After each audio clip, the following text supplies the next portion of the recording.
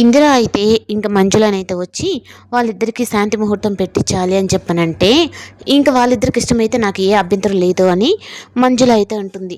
ఇంక సిద్ధు అయితే మీ కూతురుని కావాల్సింటే తీసుకొని వెళ్ళండి అని చెప్పని అక్కడి నుంచి అయితే వెళ్ళిపోతాడు.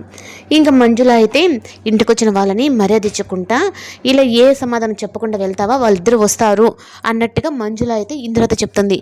ఇంక అత్తగారి దగ్గర నుంచే ఇంక మాట వచ్చింది అని ఇంక పంతులు గారిని పిలిచి అయితే వాళ్ళిద్దరికి శాంతి ముహూర్తం అయితే పెట్టిస్తుంది ఇందిర.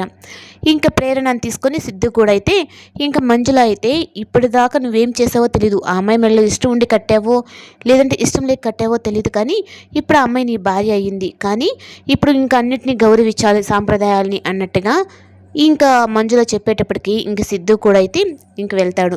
ఇంకా భార్య భర్తలుగా కొత్త జీవితం మొదలు పెడుతున్నారు అని చెప్పనని ఇంకా పూజారితో అయితే పూజలు చేపించి ఇంకా పాలు తీసుకొని ప్రేరణ అయితే గదిలోకి అయితే వెళ్తుంది. అయినా సిద్ధుకి ఇలాంటివన్నీ నచ్చదు కదా, ఆయన పాలేం తాగుతాడులే అన్నట్టుగా ఇంకా ఆ గ్లాస్లో ఉండే పాలు మొత్తం ప్రేరణ తాగేస్తుంది. ఏంటి ప్రేరణ, పాలు తెచ్చింది ఇద్దరికి సరిసగం తాగాలని కదా, మరి నువ్వు ఒకటే తాగేసేవి ఏంటి అంటే, అయ్యో సిద్ధు నువ్వు పాలు తాగు కదా, నీకు నచ్చవు కదా అని చెప్పనంటే ఈరోజు తాగాలంట అని చెప్పనని ఇంకా సిద్ధు అంటాడు. ఇంకా ప్రేరణ అయితే ఏంటి సిద్ధు నీలో కొన్ని నీ మామూలుగా నువ్వు ఉండే సిద్ధు కాదు కదా, ఏంటి ఈరోజు నీలో మార్పు అని చెప్పనని ఇంకా ప్రేరణ అయితే సిద్ధుని అడుగుతుంది.